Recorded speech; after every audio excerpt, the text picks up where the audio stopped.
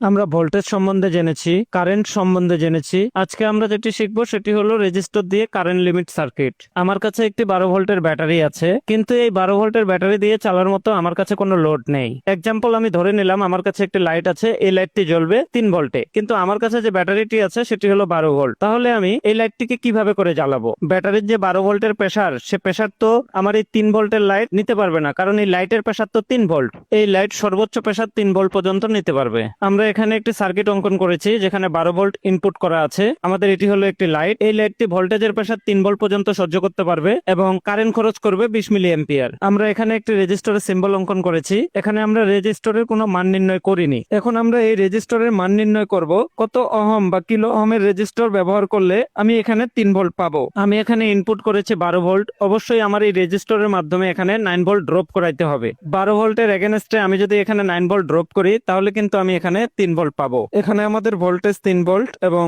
Ampere হলো 20 মিলি ampere. অর্থাৎ আমরা ভোল্টেজ জানি এবং কারেন্ট জানি। আমাদেরকে সর্বপ্রথম যেটা করতে হবে, এখানে যে এম্পিয়ারটা আছে সেটি মিলি ইউনিটে অর্থাৎ ছোট ইউনিটে আছে, এটাকে আমাদেরকে সরাসরি এম্পিয়ারে কনভার্ট করতে হবে। আমরা জানি 1000 মিলি অ্যাম্পিয়ার সমান সমান 1 অ্যাম্পিয়ার। এজন্য আমরা 20 কে 1000 দিয়ে ভাগ দিব। তাহলে আমাদের অ্যান্সার আসবে 0.02 অ্যাম্পিয়ার। এই 0.02 কিন্তু আমাদের এম্পিয়ারে কনভার্ট হয়ে গেল।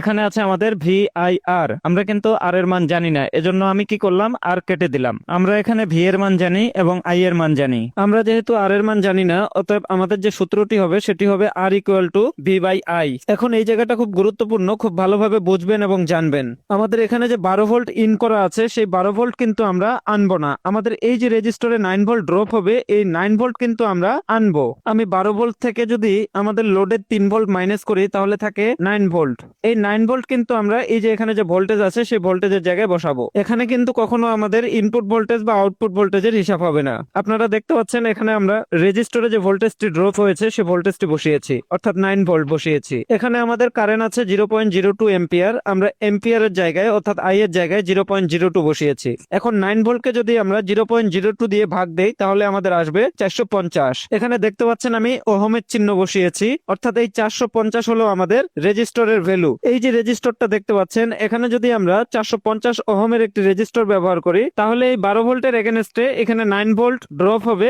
এবং এখানে আমরা 3 ভোল্ট পাবো এবং আমার এই লাইটটি জ্বলে উঠবে। এই ক্যালকুলেশনটি অবশ্যই আপনারা নোট করে রাখবেন। পরবর্তীতে আমরা যখন সার্কিটের কাজ করতে যাব এই ক্যালকুলেশনগুলো কিন্তু আমাদের প্রয়োজন পড়বে।